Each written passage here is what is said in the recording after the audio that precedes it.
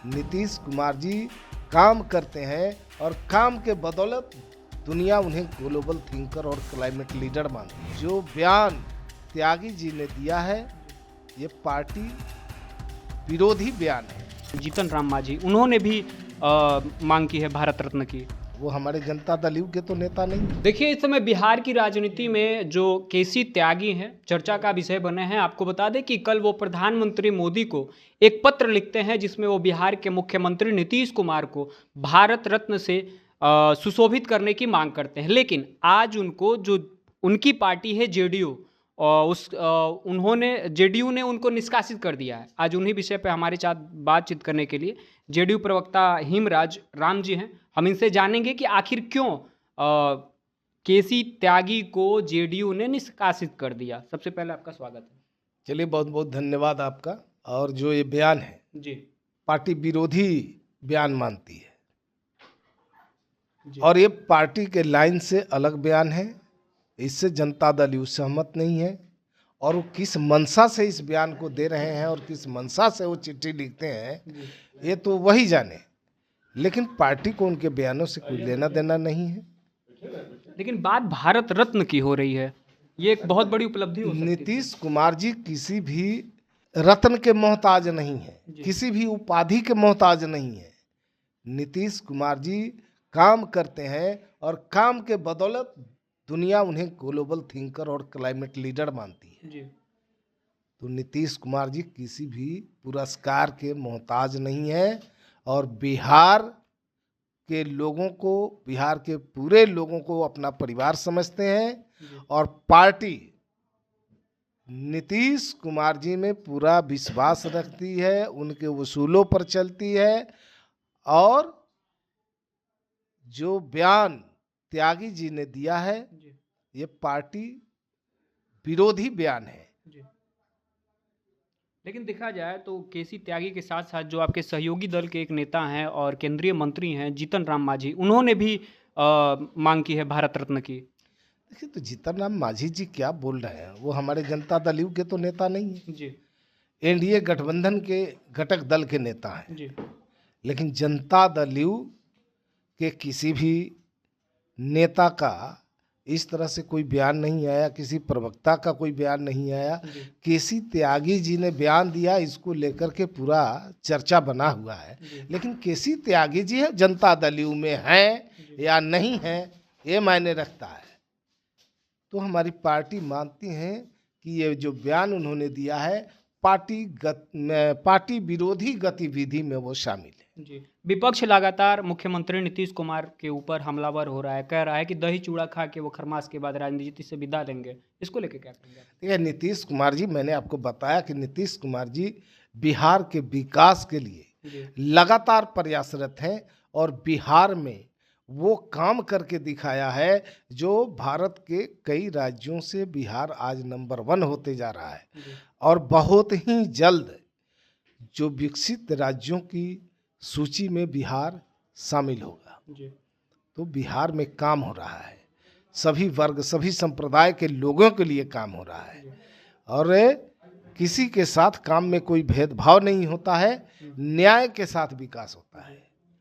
आज आरजेडी के प्रवक्ता ने पीसी किया, शक्ति सिंह, उन्होंने साफ तौर पे जो आपकी पार्टी है या बिहार सरकार है उससे श्वेत पत्र मांगना उन्होंने मांगा। सरकारी खजाने में कितने कर्ज बोझ लदे हैं आप लोग के ऊपर, इसकी उन्होंने मांग की है। इसको लेकर क्या कहना है? देखिए, उनको तो ये बताना चाहिए कि जब राष्ट्रीय जनता दल की सरकार थी 15 साल के अंदर उनके नेता ने क्या किया बिहार के लोगों के साथ, बिहार की सरकार में रह के बिहार के खजाना को लूटकर अपना खजाना, अपना तिजोरी भरने का काम किया, जिसका खमियाजा वो लोग भुगत रहे हैं। आज कभी इस कोर्ट के चक्कर, कभी उस कोर्ट के चक्कर, तो कभी उस जेल के अंदर जा रहे हैं। तो ये जेल के अंदर आना जाना और कोर्ट के कटघरे में आना जाना ये इनका दैनिक कार्यक्रम बन गया है।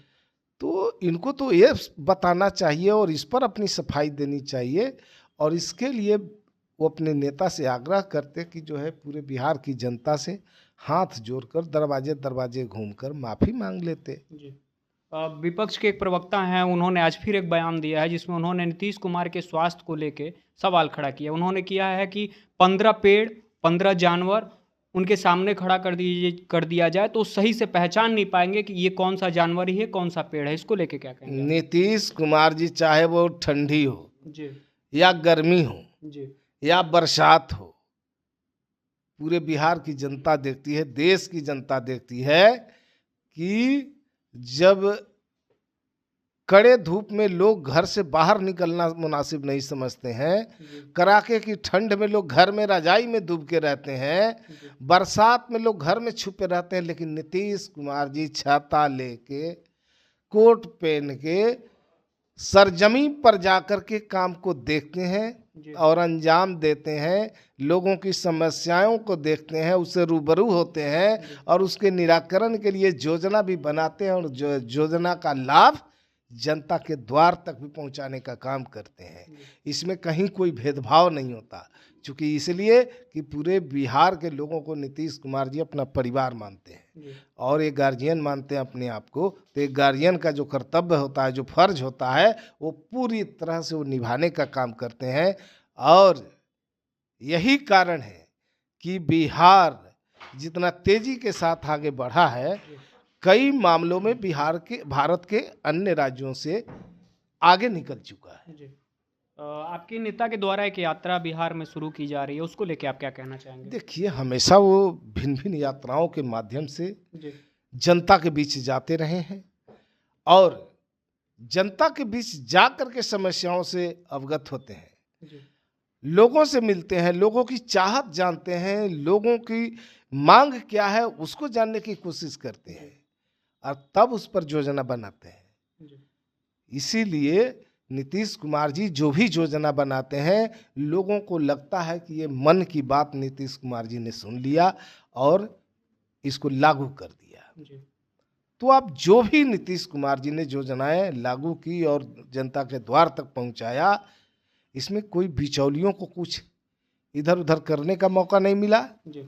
सरकारी लाभ सीधे उनके खाते में चला गया। विपक्ष इस पे भी हम सवाल खड़ा कर रहा है यात्रा को लेकर। यात्रा को लेकर के वो सवाल खड़ा क्यों नहीं करेंगे, जब विपक्ष को सदन में बैठकर अपनी बातें, अपनी आवाज उठानी चाहिए, जन सरोकार से जुड़े हुए मुद्दों पर सरकार से लड़नी चाहिए। लेकिन ऐसा तो कभी दिखा नहीं इनके विपक्ष के नेता होने की हैसियत से जो इनकी भूमिका होनी चाहिए वो कभी दिखा नहीं सदन में। जब कोई सदन में महत्वपूर्ण मामला आता है, सदन छोड़ के फरार हो जाते हैं। बिहार की जनता जब कोई मुसीबत में खड़ी होती है तो वे बिहार छोड़ करके भाग जाते हैं। चाहे आप कोरोना काल की बात करें या बाढ़ की विभीषिका को बिहार की जनता ने झेला, तो नीतीश कुमार जी ने राहत पहुंचाने का काम किया और विपक्ष के नेता बिहार छोड़ करके ऐसो आराम में दूसरे जगह चले गए। चलिए, बहुत बहुत धन्यवाद। तो आपने साफ तौर पे सुना जो जेडीयू के प्रवक्ता थे, इनका क्या कुछ कहना है। आपका इस वीडियो पे क्या राय है, कमेंट बॉक्स में बताएं और देखते रहें सच एक्सप्रेस।